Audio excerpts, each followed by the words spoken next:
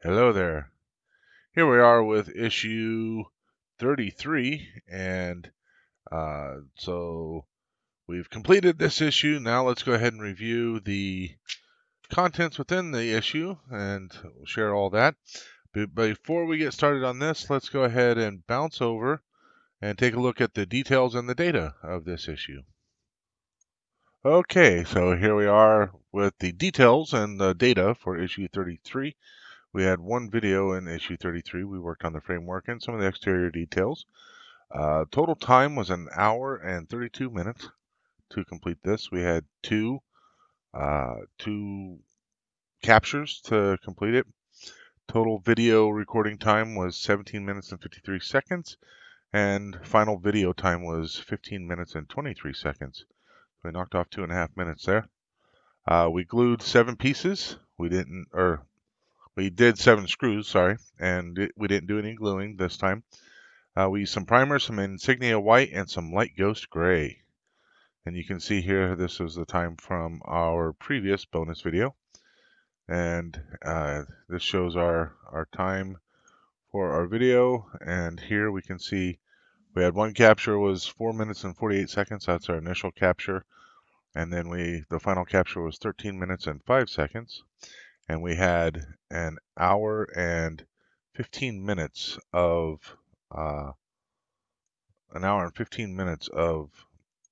bonus time. So, or not bonus time, but off-camera time. So we add all that up. We have had a total of 50 build videos. This is kind of a milestone. With 149 total captures, our total video time is 25 hours and 47 minutes. Total build time is 83 hours and 11 minutes. Our average video time is now less than 31 minutes. And our shortest is still 15 minutes and 1 second. We're up to 207 screws put in, 182 micro brushes, and we did that because we used those for our test panel. And we've used 24 total pipe cleaners. And that's an approximate because I didn't count them initially. So, all right, let's go ahead and get back to the review of this issue and move on from there.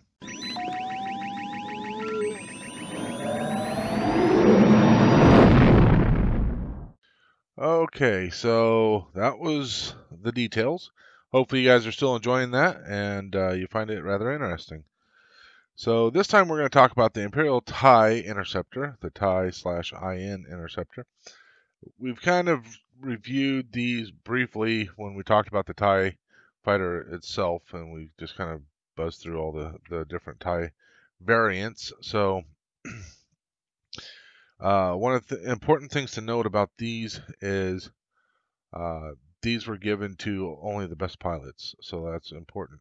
So instantly identifiable by its distinctive arrow-shaped solar collective panels, the TIE Interceptor was one of the fastest starfighters in the galaxy at its launch and an able challenger to the Rebel Alliance's A-Wing fighter. So the A-Wing was extremely fast, and so this was supposed to be fast as well.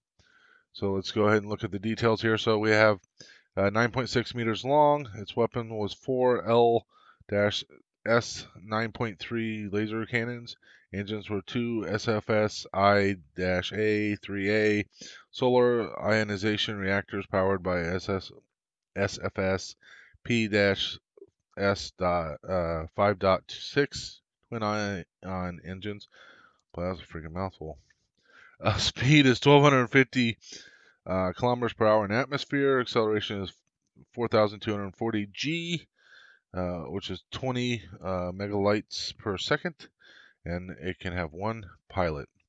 So the important thing is that they wanted to have something that was faster and basically deadlier because it's going to have the 4 cannons instead of just the 2 that the regular TIE fighter had.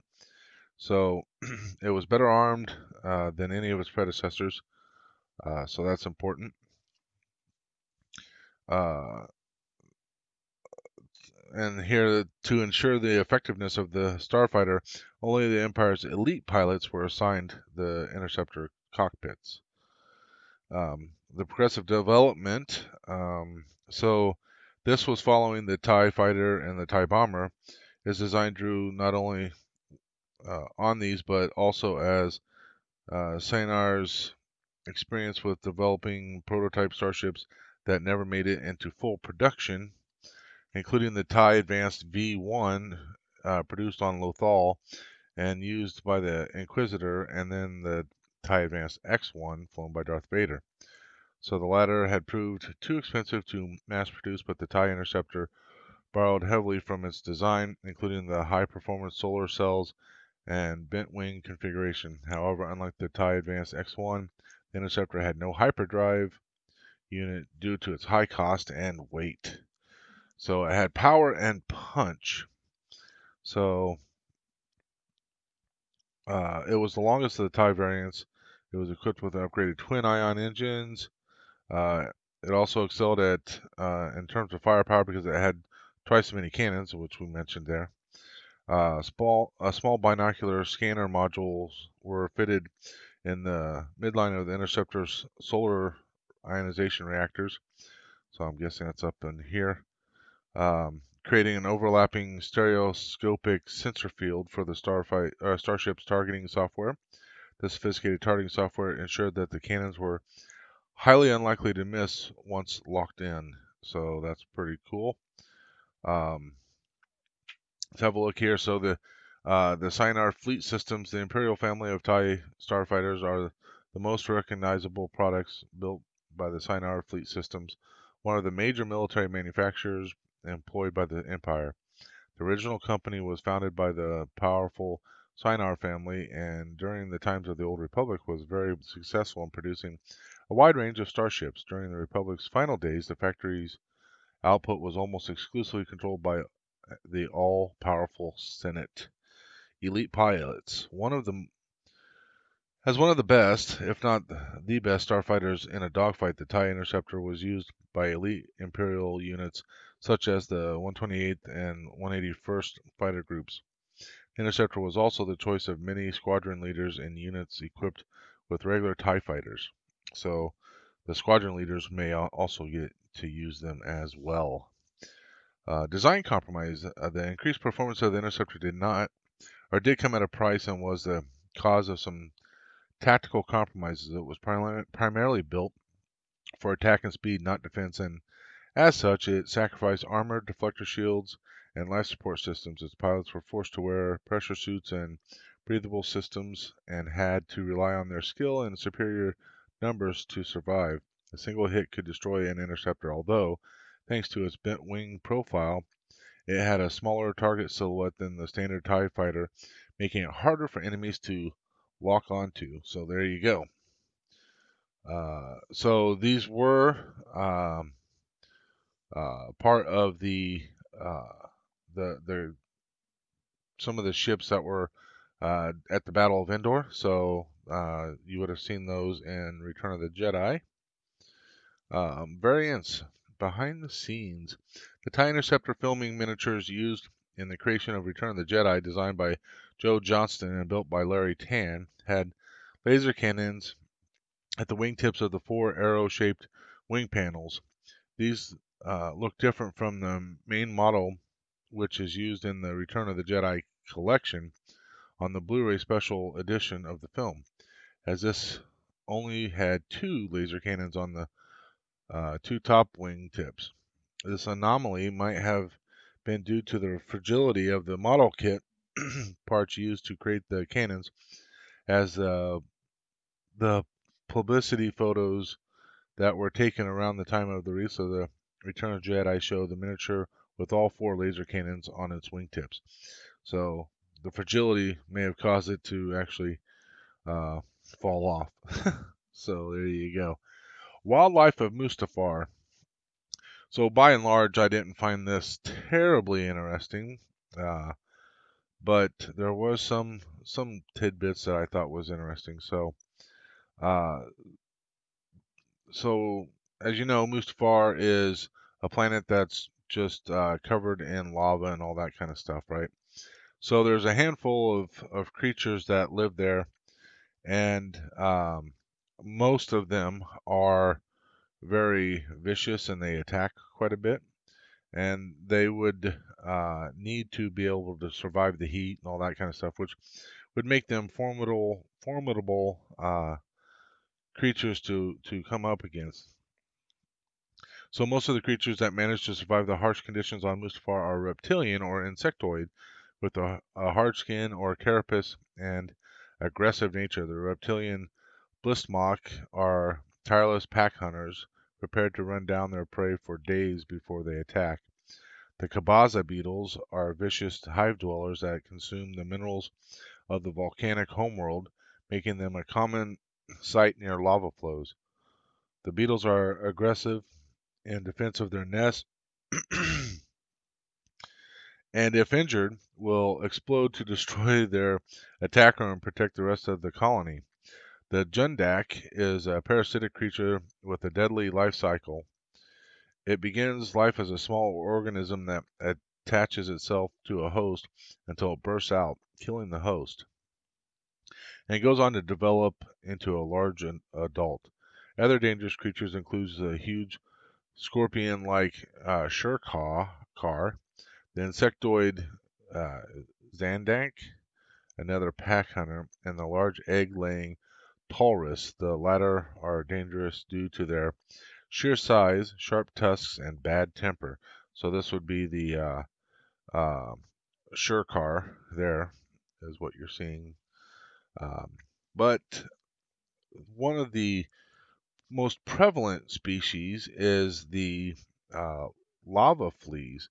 So I thought this was a bit interesting because uh, the lava fleas were easily found to be easily domesticated, and the locals basically domesticated them and learned to ride on them and all that kind of stuff. And it became a way for great mode of transportation because they could get around the lava easily because they could do all the jumping and all that kind of stuff.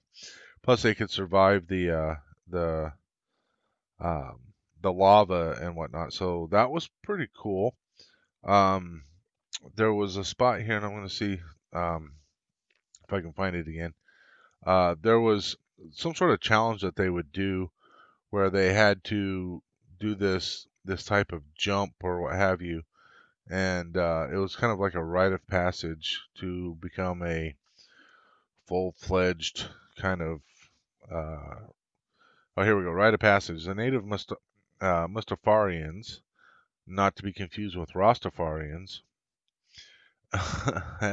hold a great respect for the lava fleas. Not only are these creatures a vital ally in safely negotiating the dangerous landscape of the planet, but they are the only other major species besides the Mustafarians themselves to prosper on Mustafar. Given the almost symbiotic relationship that has evolved between them, the lava flea has become an important element of the Mustafarian rituals.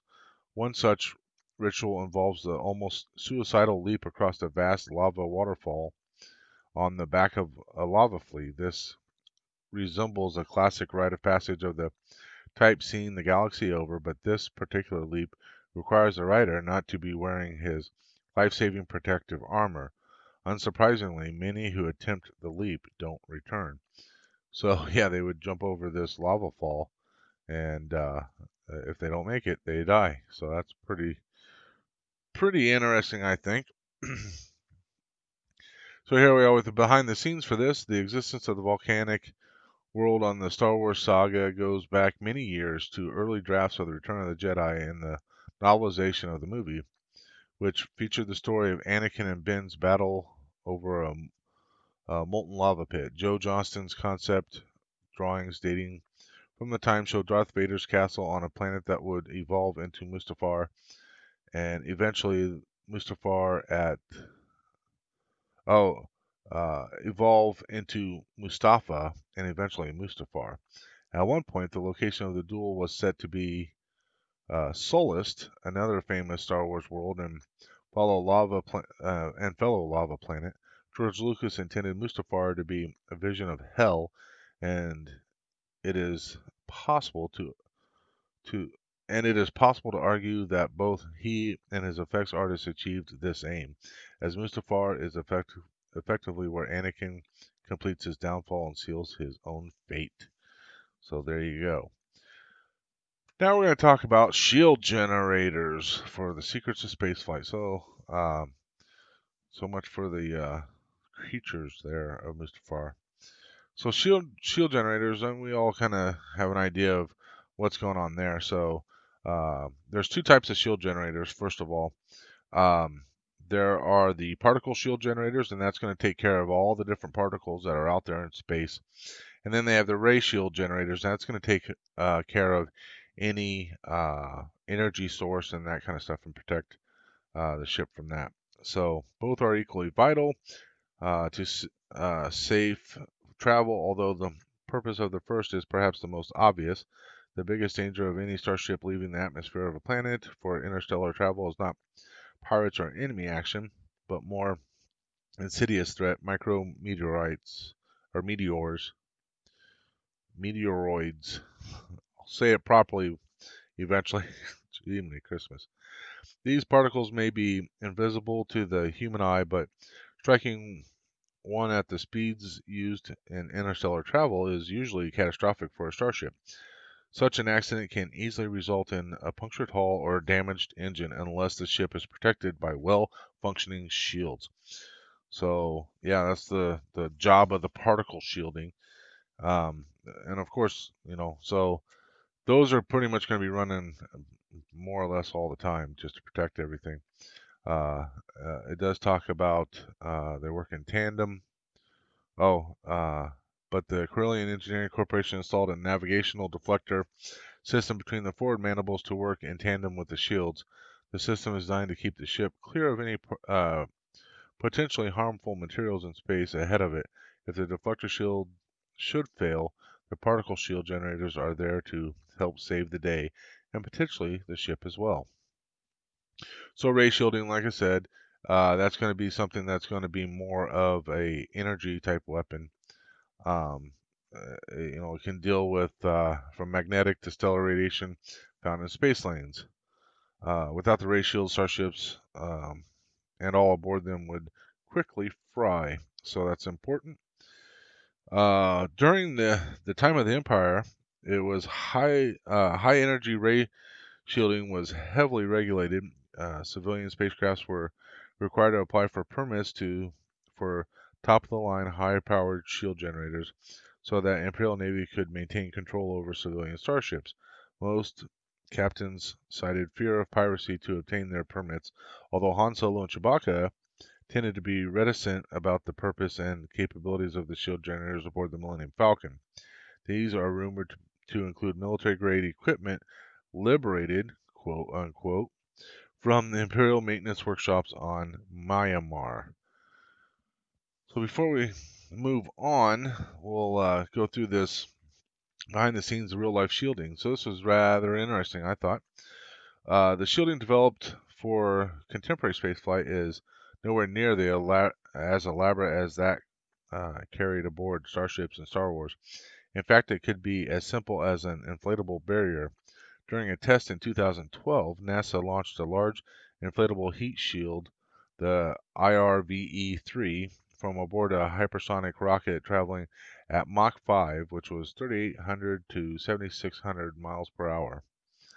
The test was designed to demonstrate that lightweight yet strong inflatable structures could become practical tools for exploration of other worlds or as a way to return items safely to Earth from the International Space Station. As we investigate new ways to bring cargo back to Earth from the International Space Station and innovative ways to land larger payloads safely on Mars, it's clear we need to invest in new technologies, said Michael Gazarek, director of NASA's Space Technology Program.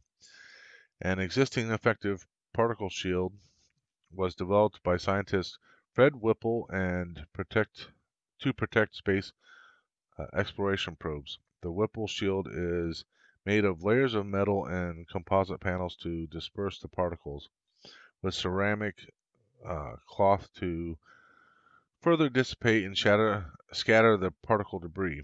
Such shields can be mounted ahead of a spacecraft to handle high-speed encounters with small particles up to 1 centimeter in diameter. There are over 100 such shields on the International Space Station, with high-risk areas being fitted with the most sophisticated levels of protection. Other research is aimed at producing electromagnetic fields that will deflect charged particles such as ions, although scientists have pointed out the drawbacks of such active shielding. Not the least of these is the potential to break down, causing the entire shield to disappear and exposing the whole ship and crew to hazards of space debris and radiation. So this is the high energy atmospheric reentry test, or the HART, is a design concept for an inflatable protective shield with a diameter of almost 8 meters. So this thing looks like a freaking diaphragm or something, a little cone type thing. So that's pretty interesting that we're actually trying to think of stuff like that. So this is important here. So these are where the two shield generators are, for the on top of the mandibles, and this would be the side view of it there, and that's for the deflector shields. So one of the things with the deflector shields is they can angle them and all that kind of stuff, to make sure that they're getting the right angle for maximum protection. So pretty cool all in all. So that is everything from this issue, and you know, we talked about this part here. So I feel like this image has somehow been flipped, but I will continue to look into that. When we talked about that in the issue, I felt like I was confused on which direction they go, but that's okay. So next time, let's go ahead and do a quick review here. Next time we're going to get the other end of the bottom part. So we'll get our 4 other actuators, so we'll take care of those. We're going to get some more framework, and this framework looks like it's probably going to be working towards the ramp area. And then there's these little pieces here, and those are going to go along the backside. So let's see if we can see that here. So right here, bring that up. So you can see one right here, right? So there's one right there, and then there's another one right here. So those are going to go vertical. Those will go vertical. I'll bring up these, and they'll fit into these slots right here. So there's going to be probably, so many of them, 3 or 4 of them across the way. And so we'll be putting some of those together next time. And so, of course, we may go ahead and mount them, because those will all need to get painted along with everything else. So we'll see how that goes next time, and whether or not we mount them or not. So, all right. Thank you, everybody, for watching. I really appreciate it. Hopefully you're enjoying yourself. And I want to say Merry Christmas. I should have said it in the Friday video, because obviously that came out on Christmas, but I kind of lost track of date and time and space and all that kind of stuff. So I didn't realize at the time when I was recording it that it was actually going to be on Christmas until after the fact. So Merry Christmas. I hope you all had a Merry Christmas and Happy Holidays for anybody who doesn't celebrate Christmas. Not that you need to or whatever, but I just hope that everybody's being happy and healthy. And I have some friends out there who are struggling, and just know that my heart goes out to you, Mark and Mike, for the situations that you guys are going through. So with that, thank you very much, everybody, and I will see you in the next one. May the force be with you always.